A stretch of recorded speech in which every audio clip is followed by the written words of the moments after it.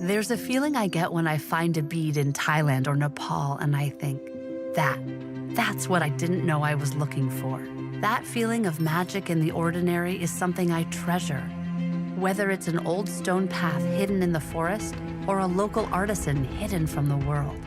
These are more than just beads and stones, they're stories. They're the Balinese spearfisher who shared his catch on a remote beach, the Tibetan monk who led the way to the hidden turquoise market. I have 10,000 stones that tell 10,000 stories, and when I put them together, it's like different parts of the world dancing in a necklace.